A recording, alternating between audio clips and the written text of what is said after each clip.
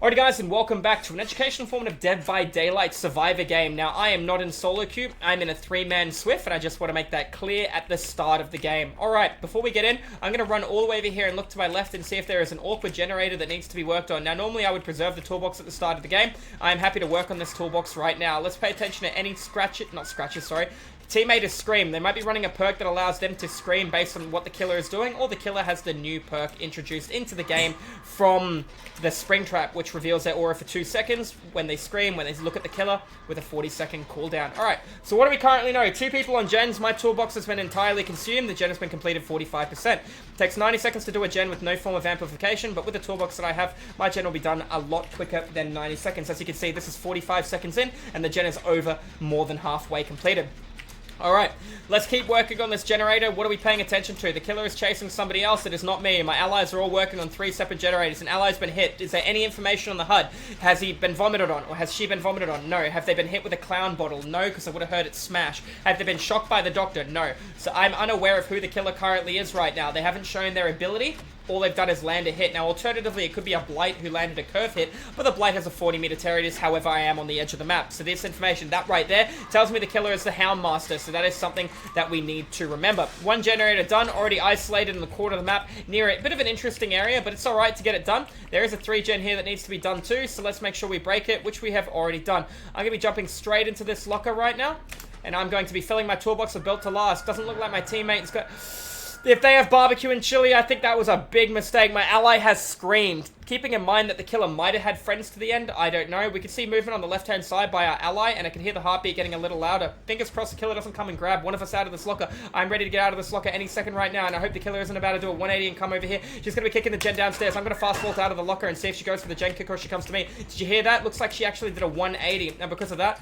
Oh, nope, she kicked the gen. I'm going to go right across the board. I'm going to try and save my ally. But if the killer is coming over, I am not going to be farming this teammate in front of the killer. I don't have reassurance, but that is alright. We know there is no information of the killer being over here. 1 gen has been completed. It's the one that I soloed in the street. I'm going to find another generator and work on it. I'm going to look at healing my ally. Looks like the killer has access to Sloppy Butcher.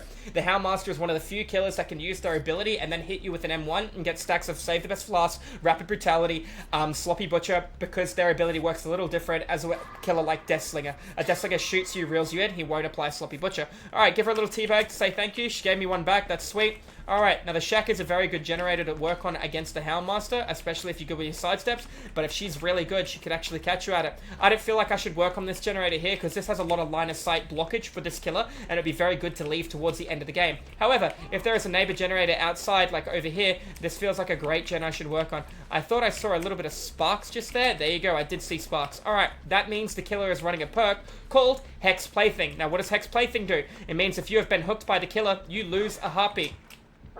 Sounds like the killer is near me.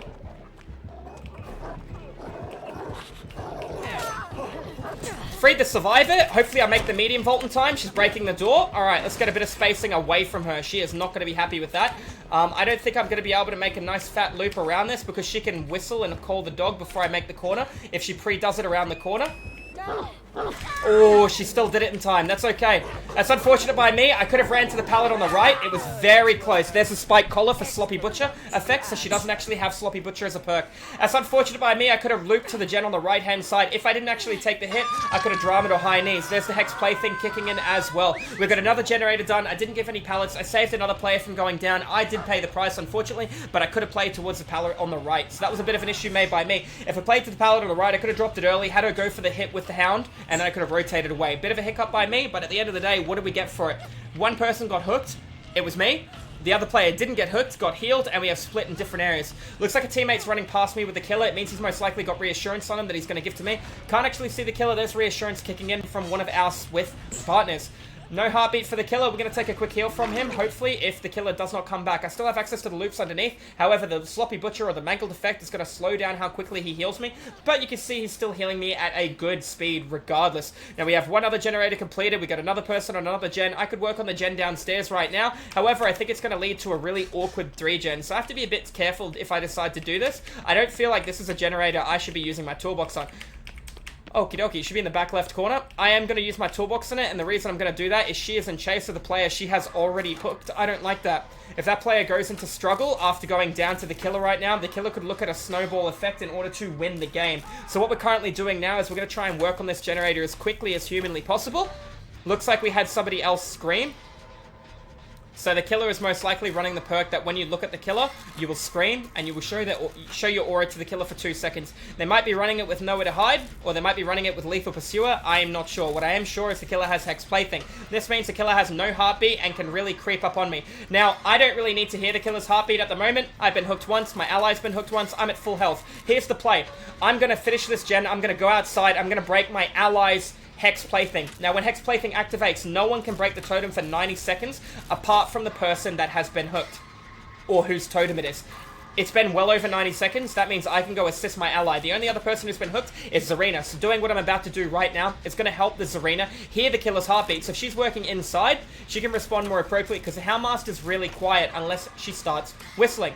We got our generator done solo, which is fine. I'm not going to use high knees. I'm going to actually hold on to it for a little longer. There's still a 1 in 3 chance that I will get hit with exposure, which could be quite bad for us. Let's go break this for our teammate. That's a really good totem. Nice, well tucked away and hidden. I'm going to run to the shack, and I'm going to see if my totem is near the shack. If it's not, that is okay. I'm going to work on the closest gen available to the shack. I did the generator on the far left-hand side at the start of the game, so I did break any form of 3 gen that the killer had access to. So let's break this. Now he's going to be able to hear the killer heartbeat. Unfortunately, I cannot. She's all the way by the shack, and I am not. I'm going to get inside one of these lockers, but I don't want to leave scratches leading into the locker. Scratches last 10 seconds and are nearly unreadable at 7 seconds. My 2 teammates are stacked on a gen, and they're going to get this done. Why am I inside the locker? You can see this perk called Built to Last. That's going to refill my toolbox, which is going to put us in a good situation. I am not going to hook save this player. Why is that, Goose? Well, my allies have reassurance. I can see my allies have reassurance, so I should respond appropriately. Let's be quiet for a second and see if we hear her coming over.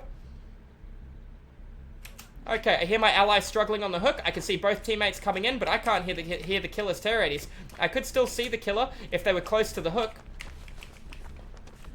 I have to be careful. I'm not going to run into something spooky here. What I need to do is I need to complete a generator. I need to get up and start working. I can see my totem is downstairs. If I break that, I will be able to hear the killer's heartbeat. You want to know something? There is a generator downstairs that needs to be done, I believe, so I'm going to go work on that. We have 2 people over here. We got 1 waiting near the hook. I'm going to pump in my toolbox downstairs. Hopefully my team is going to be able to stay up. Jet has already been done downstairs, so I'm going to break this, and I'm going to run across the board and see if I can assist my allies. There is a gen kind of near the guy on the hook. I'm going to go work on that. I do have the toolbox. I have 66% of the charges in the toolbox, which is about 30% of the generator. That's fantastic information on Kindred. One of my allies is open-handed. Kindred now has a 32-meter radius rather than 16. That is a lot of information and a lot of visual. Let's run over here. I've been hooked once. Most likely the killer's going to commit to the tunnel of the chase to eliminate the target. If he does, that would be the correct play in terms of getting a player out of the game with 1 gen left. Looks like the generator upstairs to my left-hand side might still be available to be done. I know that guy is getting healed solo. That is alright. We're going to give that player the safe spot. What's the safe spot? The window or the pallet? Well, the pallet's going to allow her to respond appropriately and rotate behind her if she needs to. Unfortunately, Ace is sitting in a bad spot. I'm going to sit here. That way I'm able to guarantee the body block. Ace should realistically be here. That way he can force a sandbag for their teammate if we need somebody to. I'm not going to play into either of these lockers because right now it is crucial to make sure that the killer doesn't come back and catch the only person the killer's not allowed to chase. Realistically, if the killer comes over here, they should chase Ace, right? Because Ace has the least amount of hooks. Looks like we're going to get the generator done. Not into Adrenaline. We're going to look at the closest door. We're going to door all the way to left. We're going to door all the way to the right. Teammates closer to the door on the left. I'm going to go to the door on the right-hand side. Sounds like I'm hearing a lot of screaming right now. We have to be able to respond appropriately to what is currently going on. Looks like Ace is already on the door. That means the killer does not have no way out. I need to go with this girl. Why am I going with her? Because she needs a bodyguard. She's on death hook. If the killer comes over, I absorb the hit from the dog. That way the dog bites me, and she stays at full health. I would like to help the other player. Do you notice the information provided? That player who was on the door is now in chase of the killer, but this door is being... She doesn't need protection because the killer is in this general direction. Let's move over here. I see the guy who's injured is healing himself, so he doesn't need me either. He's coming across to the door. He is still continuing to heal himself. He's stopped to heal himself. I reckon he is near the shack. Oh, no. We can hear that this door is currently being opened or has now been fully opened. I have to be a bit careful here. I don't want to be forced out if I can avoid it. Let's go left. We need to make sure the other guy gets out too.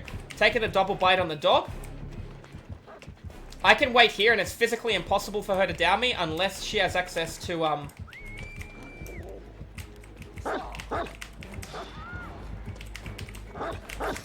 That was good for her, but I can still just run straight out. The important thing is I'm stalling while I look at the HUD, while the other gentleman is working on the opposite door to make sure he has access to getting out. Sure, he healed himself, but the door wasn't prepped. I needed to make sure I was waiting as long as possible. It was theoretically impossible for her to down me there, because she had to bite me and then pull me in, and even unless she had NOED, there was no way that was going to be able to work. Anyways, guys, that's going to be an educational, informative Dead by Daylight Survivor game. As you can see, I did objectives. I avoided the killer. Did I actually hide from the killer? No, I didn't really hide from her. I just worked on gens. The first gen I saw, then I rotated to the next gen. I did go down pretty quickly to the killer. Props to the killer for playing that really well, but at the same time, my teammates were applying split, and the killer couldn't overcommit to chases based on the pressure that was elsewhere. I broke the totem as well to help my allies, so they were able to hear the heartbeat of the killer, and then we rotated looking for a third gen to complete it. Anyways, guys, if you enjoyed the educational informative commentary, I do educational informative DVD killer and survive content over at Twitch. If you guys want to tune into the live stream, thank you all for watching, guys. I appreciate you, and I will see you in the fog in the next video. Have a good one. Cheers.